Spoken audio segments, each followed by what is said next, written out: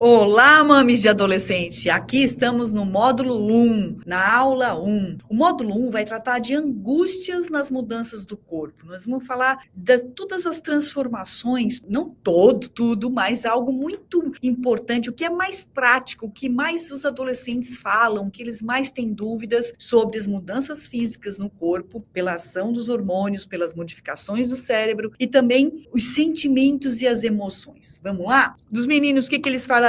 Quais angústias, algumas angústias dos garotos, que talvez você não saiba, né? Meu rosto tá parecendo um campo de guerra, cheio de espinha, quando isso vai passar? Então é comum mesmo, às vezes os meninos não sabem, porque a gente conversa menos com os garotos, eles saber que existe esse estímulo hormonal, que são os hormônios que estão deixando a pele mais oleosa, o cabelo mais oleoso, por isso que o corpo está se modificando. Relacionar isso com o desenvolvimento do corpo é importante, né? Porque a gente acha que o adolescente sabe, mas ele não sabe, né? É importante que você fale. Porque está nascendo pelo até onde eu nunca imaginei. Então, os meninos têm regiões, né, no corpo que vão nascer pelos onde meninas não têm, né? Por exemplo, a barba, o bigode, né? São regiões que a gente não tem.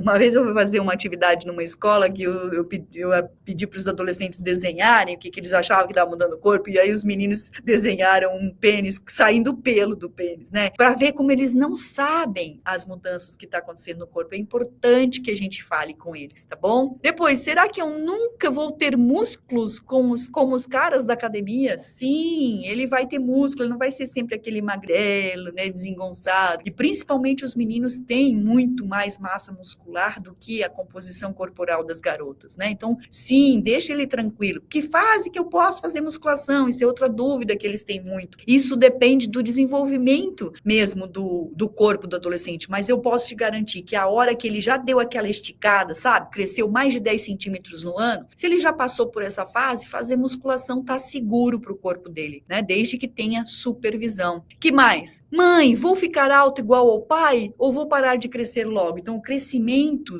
na altura é algo que angustia muito os garotos. E sim, a gente tem como fazer a previsão da estatura-alvo do filho, do adolescente. A gente tem até exame para pedir, que é o raio-x das mãos, na idade óssea, que a gente chama para prever o crescimento. Então, se o seu filho está angustiado com isso, você pode procurar o especialista, esclarecer para ele. E tem continha também, tem aí no Google, se ele quiser, é só pegar a altura do pai, da mãe, somar com 3, dividir por 2, que vai dar a altura-alvo dele. Então, é fácil de fazer essa previsão, né? Porque meu corpo está estranho e eu fico batendo nas coisas o tempo todo. Então, essa percepção, né? Uma hora ele já cresceu mais 5 centímetros. Isso demora para cair a ficha, vamos dizer assim. Por isso que eles se esbarram todo. É importante que ele saiba que é isso que está acontecendo. Mãe, o meu negócio está mudando de tamanho. É normal isso acontecer? E eu quis trazer meu negócio, porque eles chamam de várias maneiras, né? Mas isso a gente está falando do genital, do pênis, do pinto, da rola, do pau, como vocês preferirem. E é importante que a gente trate isso também, essa parte do corpo, como qualquer outra do corpo, porque eles ficam muito envergonhados. E eles têm muita dificuldade e medo de tocar no genital. Não foi um nem 2 adolescentes que eu atendi que tem dificuldade de puxar o prepúcio. E as mães dizem para mim, não, ele já sabe, doutora. Eu garanto para você que agora que ele está na adolescência é diferente de quando ele era criança, porque fica muito sensível à região. E essa sensibilidade exacerbada faz com que eles tenham medo de que se ele vai tocar, ele vai sentir dor. E ele não vai sentir dor, o medo está aqui, né? O medo paralisa ele de mexer porque ele está com medo de que vai doer.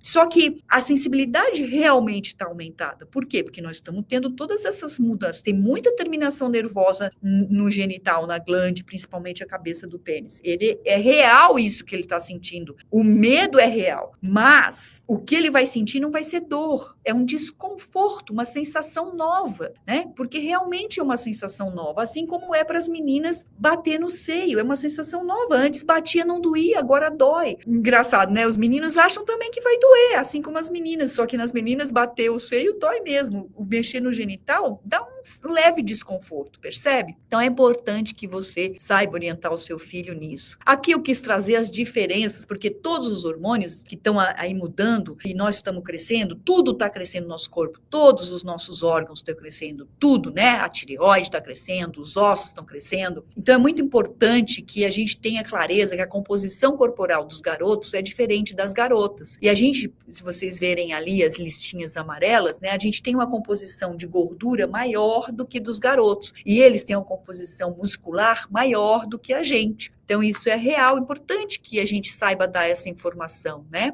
E agora, por fim, vem a atividade prática, a atividade que eu quero que você aproveite, ponha em prática. O primeiro passo para você conversar é se colocar disponível. Entenda que você precisa falar o óbvio para o seu filho, para sua filha. Ele precisa saber que você está pronta para responder as perguntas que ele precisar. Então, não acredite, não ache, não fique achando que ele vai te procurar se ele precisa. Não, eu já atendi adolescente que foi triste de ver o genital com uma fimose importante e que ele não tinha aberto para a mãe. E aí, quando a mãe descobre, ela fica triste, fica chateada, como que eu não vi isso antes? Não se culpe. Então, o primeiro passo desse manual que você tem que colocar em prática é avisar para o seu filho, para a sua filha, que você está disponível se ele precisar, quando ele precisar. O segundo passo é saber que está tudo certo não ter resposta correta. Você é a mãe, você não é médico, você não estudou para isso, mas o importante é dar abertura para a conversa acontecer e escolher um ambiente seguro, onde você não vai expor a intimidade do seu filho para que ele possa falar da angústia sem ter medo de ser escutado. Então, a atenção é, quando você vai responder qualquer coisa para o seu filho, não comece a sua resposta pelo que você pensa, pelo que você acredita, ou o que você possa estar pensando ou preocupada que está acontecendo com ele. Primeiro, olha só,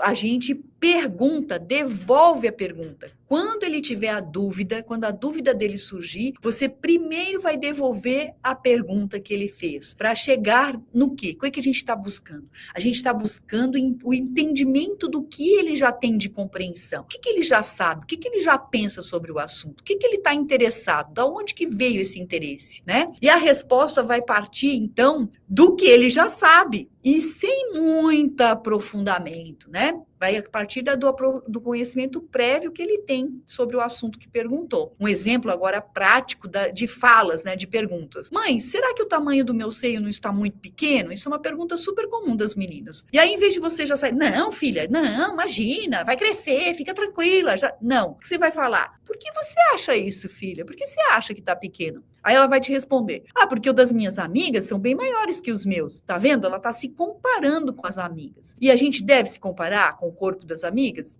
Não, mas a gente faz isso. E não adianta se comparar. Por quê? Porque a genética é totalmente diferente, né? A mãe dela é diferente da sua mãe e assim vai. Então a mãe responde, entendo, mas você ainda está crescendo, cada pessoa tem o seu ritmo, o tamanho tem a ver com a nossa genética, a genética da nossa família e com muitas outras coisas. É preciso esperar para ver. Mas aí você já checa se isso está gerando alguma angústia nela. E aí você vai perguntar, mas por que isso está te tirando o sono, filha, né? Quer dizer, ela está ficando angustiada com isso? Um outro exemplo prático para a gente terminar. Mãe, notei que você está passando por algumas mudanças, como o crescimento desses pelos aí que você não tinha. O que você está se sentindo? Como você está se sentindo sobre isso? E o filho responde, é um pouco estranho, não sei bem o que pensar. É completamente normal se sentir assim. Todos passamos por isso e estou aqui para ajudar no que você precisar. Tá vendo? Você está se colocando disponível. Você percebeu que está tendo os pelos e vai perguntar como ele está se sentindo com isso. Normalmente os rapazes são mais tranquilos em relação aos pelos. Na verdade, hoje em dia, até eles querem retirar. E aí é o cuidado que a gente tem que ter para não usar gilete, né? Pode usar a mesma maquininha que o cabeleireiro usa para cortar o cabelo, pode usar essa maquininha para cortar os pentelhos, tá bom? Mas não usa a gilete, porque a gilete é perigoso, ela pode ferir a pele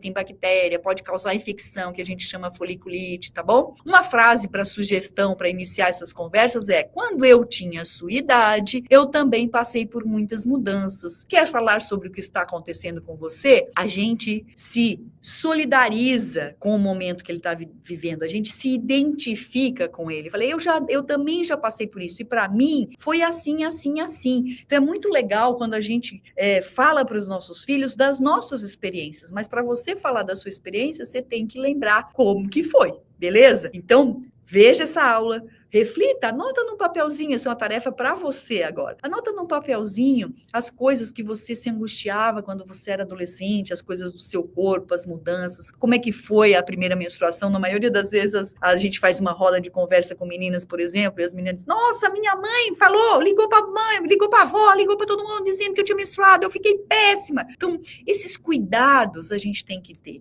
né? Porque trata da intimidade, por mais banal que possa parecer, chegar e ligar, você pode contar para sua mãe. Claro que a gente quer, eu também quis contar para minha mãe, mas que não seja assim, dessa forma, que a gente tenha atenção e delicadeza para assuntos que necessitam dessa delicadeza, tá bom? Então, espero que você tenha gostado dessa primeira aula e vamos para a próxima aula, aula 2, onde lá na aula 2 nós vamos falar como ensinar a higiene adequada para os meninos e para as garotas e garotos, porque eles não fazem, acredite em mim, eu já examinei muito genital na minha vida, e você que é mãe de adolescente, se tem a ilusão de que eles fazem a higiene direitinho, eu posso te dizer que às vezes não, tá bom? Então, beijo e até a próxima aula.